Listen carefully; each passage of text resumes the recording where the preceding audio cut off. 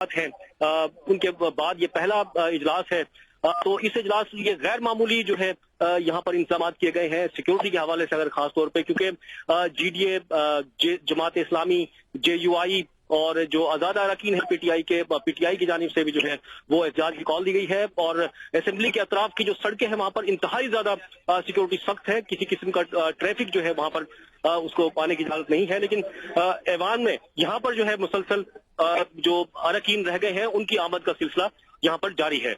अब्दुल कदीर राना, जैसे कि आपने बताया है कि मुराद अली शाह समेत दीगर अरकान भी उनकी आमद का सिलसिला जारी है, लेकिन बिलाल अली से भी हमारी बात हो रही थी। वो कह रहे थे कि ट्रैफिक की रवानी भी मुतासिर है और जो अरकान असम्बली हैं उनको भी मुश्किलात का सामना है, ऐवान में पहुंचने तक मुश्किलात दरपेश हैं।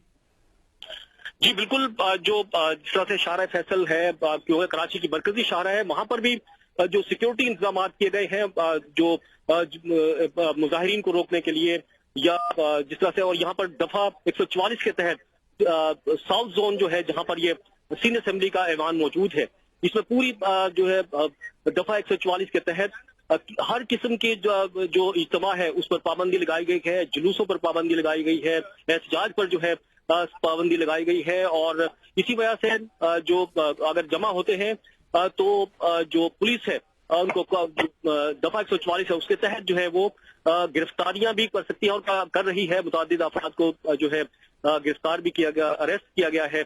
और ये वहां पर जो है सिक्योरिटी पोजीशन संभाले हुए हैं तमाम इन सड़कों पर। और इसी वजह से कराची की जब शाहराह फैसल जो भी डेवलप होगी आपसे अपडेट लेते रहेंगे।